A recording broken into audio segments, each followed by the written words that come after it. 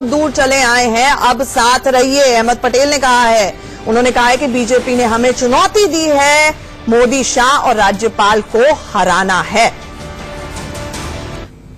जैसा ही आप लोग सब जानते हैं कि हम लोग ने मेहनत करके यहाँ तक आए हैं, तो 30 तारीख को फिर से एक बार हमारा विजय होगा, ये जरूर है, ये निश्चित है। सवाल इतना ही है, हम सबको एक रहना है, एकत्रित रहना है, हमारा मनोबल मजबूत रखना है और कहीं पे भी कमजोरी नहीं दिखाई देगी। और मुझे कहीं पे भी कमजोरी नहीं दिखाई। ऐसे हालात में सब एक रहे थे, इकट्ठे रह के हम लोग मिल के, क्योंकि ये चैलेंज हमें दी है बीजेपी ने, भारतीय जनता पार्टी, और उनकी तरफ से चैलेंज है, न सिर्फ चीफ मिनिस्टर की तरफ से है, राज्यपाल और सेंट्रल गवर्नमेंट की तरफ से, खास तौर पे मोदी और अमित शाह की तरफ से चल रहा है।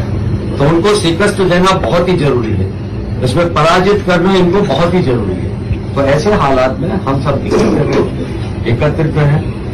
तो देखा आपने Ahmed Patel, how is the josh type speech Congress विधायकों को देते हुए तो नजर आ रहे हैं पंकज जी, लेकिन बॉडी लैंग्वेज बड़ी ही सुस्त नजर आ रही है। आवाज में बुलंदी कहाँ गई? अहमद पटेल की डर खा गया कि भाई हमारे विधायक चले जाएंगे, कभी भी अटैक हो सकता है। मैम, कल जो हुआ है उसे जो कहना चाहिए, एक जो डेमोक्रेसी का मर्डर हुआ है, ये बहुत छोटा शब्द है। कल डेमोक्रेसी का मर्डर नहीं हुआ है, कल डेमोक्रेसी का मुंह ही काला कर दिया गया है। और जो है आप कह रहे हो कि हमारी बॉडी लैंग्वेज बहुत वो हल्की लग रही है, ऐसा कुछ भी नहीं होगा। सारे डेमोक्रेसी का मर्डर हुआ है, ये बहुत छोटा शब्द है। कल डेमोक्रेसी का मर्डर नहीं हुआ है, कल डेमोक्रेसी का मुंह ही काला कर दिया गया है। और जो है आप कह रहे हो कि हमारी बॉडी लैंग्वेज बहुत वो हल्की लग रही है, ऐसा कुछ भी नहीं होगा। 11:30 बजे वैसे भी रिजल्ट वो सुप्रीम कोर्ट का, उच्च न्यायालय का वो आ जाना शुरू होगी 11:30 और ये जो है जो लिस्ट थी, लिस्ट जो कि हम इंटरनल प्रोग्राम के लिए थी, वो लिस्ट जो है गवर्नर को पेश कर दी गई। किसी तरह से गवर्नर को भी मिसलेड किया गया, गवर्नर हाउस जो है उसको भी मिसयूज करा गया है। हर चीज को जो है इन्होंने मिसयूज करने की कोशिश करी है। लेकिन आखिर में सरकार जो है जितने मर्जी कोशिश कर ले, सरकार बनेगी शिवसेना, एनसीपी, कांग्रेस की ही बनेगी। जब जितना मर्जी आप ये गठबंधन, जितना भी इनका सत्ता का, इनके ऊपर जो नशा चढ़ा हुआ है 6 साल से, वो कहते ना मूछे हो तो नथुलाल जैसी वरना ना हो। आप भी कह रहे हैं कॉन्फिडेंस हो तो आप जैसा वरना ना हो, जबकि सारे के सारे दुबके हुए आप लोगों के विधायक होटलों में, है ना? जी, कल भी ठीक है। इस वक्त की बड़ी खबर, सुप्रिया सुले ने अपना व्हाट्सएप स्टेटस चेंज कर दिया है। व्हाट्सएप स्टेटस पर दर्द किया है बयां। उन्होंने कहा है कि मेरे जीवन का सबसे कठिन दिन है, ये मुझे और मजबूत करता है। उन सभी को धन्यवाद जो मुश्किल घड़ी में हमारे साथ हैं, क्योंकि सवाल ये भी उठने शुरू हो गए थे इस दौरान कि सुप्रिया सुले आगे हो रही हैं। एक बारी तो उनका नाम भी डिप्टी सीएम के लिए उछाला गया और ये बात चुप गई अजीत पवार को, जो अपने आप को एक एयर एपरेंट मानते हैं शरद पवार का। कल पूरे दिन जो है ये लोग, और महाराष्ट्र के स्क्रिप्टेड है, कुछ अच्छा, स्क्रिप्टेड नहीं है, ये और टोटली स्पेकुलेशन है। महाराष्ट्र का जो कल दिन भर का जो घटनाक्रम था, जिस तरह से वो बदलता चला गया, सोशल मीडिया पर क्या कुछ चल रहा है वो भी आपको दिखा देते हैं। 30 तारीख को भारतीय संविधानाबद्दल मी खरी श्रद्धा व निष्ठा बाळगेन। मी भारताची सार्वभौमता व एकात्मता, महाराष्ट्र राज्याचा मुख्यमंत्री म्हणून। महाराष्ट्र की सियासत में जिस तरह का उलटफेर हुआ है, उससे तो यही मालूम होता है कि राजनीति को आज तक न तो कोई समझ पाया है, न ही कभी समझ पाएगा।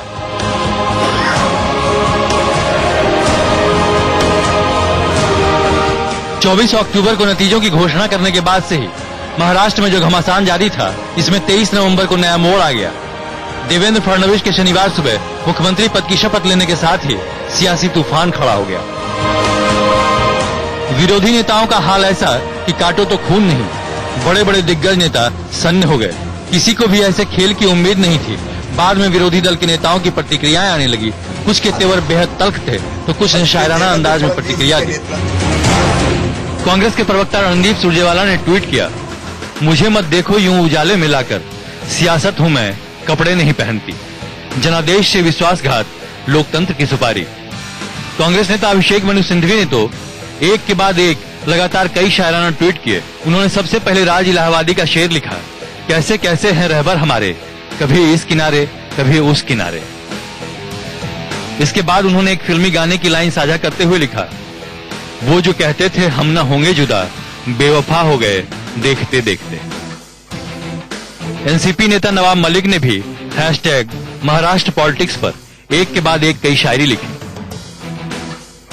शार फरोशी की तमन्ना अब हमारे दिल में है, देखना है जोर कितना बाजुए कातिल में है। दस्त तो दस्त है, दरिया भी न छोड़े हमने, बहरे जुल्मात में दौड़ा दिए घोड़े हमने। उसे घमंड है, तलवार उसके हाथ में है, मुझे सुकून है, बाजुओं भी सलामत। खास बात यह है कि उन्होंने हर शायरी में शिवसेना के नेता संजय राउत को भी मेंशन किया हुआ है। जहां विरोधी दलों के नेताओं ने शायरी के जरिए तंज कसा, तो बीजेपी की तरफ से भी इसका एक जवाब दिया गया। मध्य प्रदेश के पूर्व मुख्यमंत्री शिवराज सिंह ने ट्विटर पर लिखा, न खुदा मिला न ही विसाले सनम, न इधर के रहे न उधर के। फिलहाल तो बीजेपी को बहुमत साबित करना है, लेकिन जिस तरह से विरोधी दल के नेताओं की तरफ से शायराना अंदाज में प्रतिक्रियाएं आ रही हैं, उससे तो यही लगता है कि बीजेपी के इस मास्टर स्ट्रोक से उन्हें चोट करारी लगी है। Bureau report, India news. तो बॉडी लैंग्वेज आज के दिन बहुत इंपॉर्टेंट हो जाती है। याद होगा आपको, संजय राउत ने कहा था कि अजीत पवार उस मीटिंग में नजरें नहीं मिला रहे थे, लेकिन अभी अहमद पटेल का भी how is the josh type speech हमने सुनी। रमन मलिक, मुझे यह बता दीजिए कि देवेंद्र फडणवीस शपथ ग्रहण के बाद भी जब बात कर रहे थे तो वो पहली बारी वाले देवेंद्र फडणवीस नहीं लग रहे थे, वो भी उनकी आवाज में भी बुलंदी नहीं थी। देखिए, सबसे पहले मैं अहमद पटेल साहब का जो अभी वक्तव्य आया और उसके ऊपर कांग्रेस के जो यहाँ पक्ष में बैठे हैं या उनके प्रवक्ता बैठे हैं, उनको मैं कुछ चीज बताना चाहूंगा। ये हमारे संविधान का ओरिजिनल प्रियम्बल है। ये प्रियम्बल के अंदर क्या क्या लिखा हुआ है ये आपको भी पता होना चाहिए। इसके पहले 3 शब्द क्या है सर? इसके बाद इसके पहले 3 शब्द क्या है? सुनिए मैं बताती हूँ। इसके पहले 3 शब्द है वी द पीपल, लेकिन आज एक हेडलाइन कहती है वी द इडियट्स, क्योंकि हम वोट किसी और को देते हैं, सरकार कोई और बना लेता है। क्यों बना लेता है समझ में नहीं आती है। तो चाहे बीजेपी हो या कांग्रेस हो, हमें तो समझ ही नहीं आ रहा है सरकार किसकी बनती है और क्यों बनती है। लोग देश की कॉन्स्टिट्यूशन का प्रियम्बल बदल सकते हैं और उसके अंदर छेड़छाड़ कर देते हैं। आज वो लोकतंत्र की दुहाई देते हुए ऐसा लगता है कि सर कांग्रेस बिल्कुल बेकार पार्टी है, भूल जाइए। एनसीपी बेकार है, भूल जाइए। मैं आपसे एक सवाल पूछती हूँ, रमन मलिक, आप कांग्रेस को भूल जाइए, उसका तो इतिहास ही रहा है सरकारों को बर्खास्त करने का, उसको भूल जाइए, वो खराब है लोकतंत्र के लिए। मैं आपसे एक सवाल पूछती हूँ 2 काउंट्स के ऊपर, क्योंकि अखिलेश यादव ने बाकायदा ये कहा कि जिसका गवर्नर उसकी सरकार, यानी जिसकी लाठी उसकी भैंस। तो पूछने का संदर्भ ये है कि आप 2 चीजें बताइए जो सुप्रीम कोर्ट में आपको जस्टिफाई करनी होगी। एक, रात के अंधेरे में 4 घंटे में ऐसा क्या हो गया कि राज्यपाल को इतनी आनन फानन में सरकार बनानी पड़ी? ये हरी को, डेस्परेशन को आपको एक्सप्लेन करना होगा, नंबर 1। और नंबर 2, राज्यपाल के सामने क्या ऑब्जेक्टिव मटेरियल था, क्या लेटर्स थे, किसने समर्थन की चिट्ठी की, पेशकश की, ये सब पब्लिक डोमेन में नहीं आया है, बताइए। सबसे पहले ये जो आपका सपोर्ट का क्वेश्चन है, इसको मैं बार बार पहले भी आपके चैनल पे बोल चुका हूं। मैं दोबारा आपको एक चीज स्थापित कर देता हूं। लोकतांत्रिक प्रक्रिया के अंदर जो भी पार्टियां हैं वो चुनाव के बाद अपना सीएलपी लीडर डिक्लेयर करते। सीएलपी लीडर के पास ये अधिकार होता है कि वो पार्टी का पक्ष, संवैधानिक अधिकार। अजीत पवार से आप लोगों की कब बात हुई सर? अजीत पवार से आप लोगों की कब बात हुई? आपकी जानकारी में नहीं था कि वो बाकायदा मीटिंग में हिस्सा ले रहे हैं एनसीपी, कांग्रेस की और शिवसेना की? देखिए, वो अलग विषय है, उनको उपयुक्त समय पे। मतलब घर का भेदी लंका ढाए, आपने विभीषण तो घोषित कर दिया उनको, लेकिन विभीषण के बाद समर्थन कितना था वो देखा आपने? एक चीज समझनी पड़ेगी कि इस समय जब सीएलपी लीडर, दो दलों के सीएलपी लीडर, एक जिसके पास 105 है, एक जिसके पास 54 है, वो दोनों जाके माननीय राज्यपाल के पास जाके अपनी सरकार बनाने की बात करते हैं, तो उसके बाद कोई विषय रह नहीं जाता। लेकिन हाँ, इतना जरूर मैं बोलूंगा, मतलब आप मान के चल रहे थे कि सारे के सारे एनसीपी के विधायक सिर्फ अजीत पवार के पास हैं। हाय ये मासूमियत। एक सेकंड, उर्वशी कोरा हमारे साथ जुड़ गई है, अजीत पवार के घर के बाहर हैं, उनके पास चलते हैं। Ajit Pawar man of the year इस वक्त कहाँ है, क्या कर रहे हैं उर्वशी?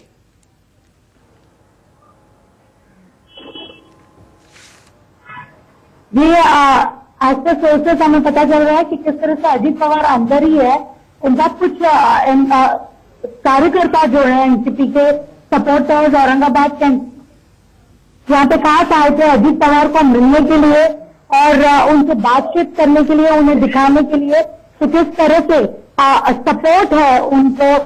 कई ऐसे एनसीपी कार्यकर्ता है जो चाहते थे कि एक स्टेबल गवर्नमेंट फॉर्म हो और इसलिए आज जो अजीत पवार ने स्टेप लिया है उसको कई ऐसे एनसीपी लीडर्स है, एनसीपी कार्यकर्ता है जो सपोर्ट करते हैं। और आज सुबह सुबह जो है अजीत पवार के घर के बाहर ये सारे कार्यकर्ता मिलने आए और उनको बधाई दी कि वो डिप्टी सीएम के पद पर पहुंच गए। ठीक है, अभी औरंगाबाद के एमएलए के साथ फोटो आप खिंचवाई है अजीत पवार की। उर्वशी, आप हमारे साथ बने रहिए। पंकज जी, मुझे ये बता दीजिए कि अभी भी जो हमारे रिपोर्टर जयप्रकाश की तरफ से खबर आ रही है, उर्वशी की तरफ से खबर आ रही है, अजीत पवार का बहुत से विधायकों के ऊपर होल्ड हो सकता है जो अभी तक आपकी श्रेणी में नहीं है, आपकी लिस्ट में नहीं है, गायब बताए जा रहे हैं। ये टोटली स्पेकुलेशन ही कहूंगा। अभी कोई, मेरे को तो नहीं लगता कि उनके पास कोई होल्ड है। वो सिर्फ अकेले रह गए। 22 लोग रेनेसांस में है होटल में, वो तो पता लग गया, हमारे सहयोगी ने बताया। 53 जो विधायक हैं वो एनसीपी में ही हैं, सिर्फ अजीत पवार ही अलग हैं। एनसीपी में है, व्हाट्सएप मैसेज खेल रहे हैं वो बीजेपी के साथ। नहीं खेल रहे मैडम, ये आप ये कल भी सुबह तक तो बहुत बातें हुई थी और शाम को बिल्कुल पासा पलट गया था और वही होगा देखना। अरे वो किसी और के साथ भी खेलेंगे तो सरकार के पास वो इजरायली स्पाईवेयर पेगासस है, मिल जाएगा उनको। नहीं आप कुछ कर ही नहीं पाएंगे। बिल्कुल नहीं मिलेगा। जो लिस्ट जो इन्होंने पेश करी थी, जो इंटरनल प्रोग्राम के लिए थी, 2 लिस्टें थी, तो दोनों लिस्टें जो है अजीत पवार लेके इनके साथ मिलकर दे गए, जो कि इंटरनल इन्होंने अपने लिए साइन करी। तो मुझे ये बताइए, ये समझा दीजिए, मैं उसके बाद रमन मलिक से पूछूंगी। शरद पवार जी इतने भोले हैं कि अजीत पवार क्या कर रहे हैं उनको कानों कान खबर नहीं मिली। आपने वो सुनी है कहावत, sleeping at the drivers wheel, कि आप गाड़ी चला रहे हैं, ड्राइवर सीट के ऊपर हैं और आपके साथ बैठा हुआ शख्स क्या कर रहा है आपको पता नहीं है। बिल्कुल नहीं पता है। वो तो बिल्कुल एक भतीजा जो है जिसके ऊपर वो पूरा विश्वास करते थे, रखते थे, वो ऐसा करेगा उन्होंने सोचा नहीं होगा।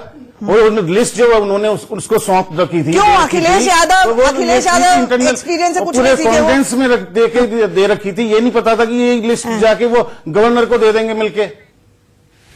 अच्छा, एक बात बताइए रमन मलिक, क्या बीजेपी की फजीहत नहीं होगी, क्योंकि संजय राउत ने भी यही आरोप लगाया, लिस्ट पकड़ानी थी हमारी तरफ से, पकड़ा दी बीजेपी वालों की तरफ से। बीजेपी की प्रेस कॉन्फ्रेंस हो रही है, तुरंत रुक करते हैं। रमन मलिक, मैं आपके पास लौटती हूँ। आणि त्यामुळे पातळी सोडून किंवा राजकारणाची आपली प्रथा परंपरा आणि विचारधारा सोडून सत्तेसाठी हापूसलेले बनणारे ते संजय राऊत भारतीय जनता पक्षात अशा विचारांना थारा नाही। 2 गोष्टी सुरुवातीला स्पष्ट करतो। काल माननीय देवेंद्र फडणवीस आणि अजितदादा पवार यांच्या नेतृत्वामध्ये महाराष्ट्राचं सरकार स्थापित झालं, शपथविधी झाला, त्यानंतर संपूर्ण महाराष्ट्रामध्ये जी सकारात्मक प्रतिक्रिया आल्या आहेत, कारण आम्ही जनतेमध्ये फिरणारे कार्यकर्ते आहोत, 5 स्टारच्या लॉबी आणि क्लबमध्ये अख्खा दिवस काढणारे आम्ही नाही,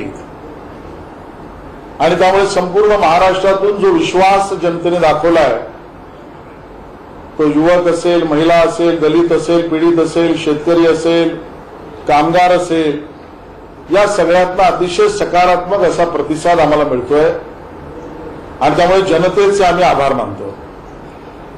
जनतेला हेही महाराष्ट्राच्या आश्वस्त करू इच्छितो की संपूर्ण महाराष्ट्राची संपूर्ण सेवा हेच धोरण छत्रपती शिवाजी महाराजांनी। एक छोटे से ब्रेक के लिए यहां पर रुक रहे हैं, हमारी मेगा कवरेज जारी है। बीजेपी के वो प्रेस कॉन्फ्रेंस कर रहे थे और उन्होंने कहा कि सरकार पर पूरी तरह से उनका नियंत्रण है और अजीत पवार का जो निष्कासन किया गया है एनसीपी के द्वारा वो पूरी तरह से गैर कानूनी है। सरकार पर पूरे महाराष्ट्र से सकारात्मक रवैया और प्रतिक्रियाएं आई हैं, ये कहना था उन नेताजी का, और उन्होंने ये भी कहा कि निष्कासन गैर कानूनी है। मुझे एक बात बता दीजिए रमन मलिक, बहुत आसान शब्दों में अपनी जनता और दर्शकों के लिए पूछ रही हूं, कानून में हमें सिखाया जाता है कि अगर रमन मलिक से मैंने कुछ चुराया, मैंने शिवम को बेचा, शिवम ने वो चोरी का सामान जाकर पंकज जी को बेच दिया, तो वो चोरी का ही कहलाएगा और अगर पंकज जी से पकड़ा जाता है वो वापस रमन मलिक के पास आएगा। अब अजीत पवार को चिट्ठी देनी थी किसी और के नाम की, किसी और के मैसेंजर थे, और जाकर चिट्ठी अगर आपके देवेंद्र फडणवीस के नाम की समर्थन की दे भी दी, it's value is zero, zilch, सिफर।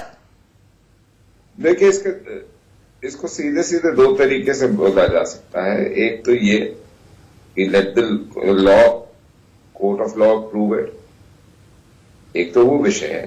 दूसरा, जहां तक महाराष्ट्र की बात और ये सारी बातें करी जा रही हैं, मेरे को एक शेर याद आ रहा है, क्योंकि आप लोग सारे शायरी बता रहे थे कि समझने नहीं देती सियासत हमको ये सच्चाई, कभी चेहरे नहीं मिलते और कभी दर्पण नहीं मिलता। ठीक है, एक क्विकली रिएक्शन लेते। और इसके लिए प्रथा परंपरा जो महाराष्ट्र की है उसी प्रकार से बात हम यहां पर करेंगे। मैं शुरुआत में ये स्पष्ट करना चाहता हूं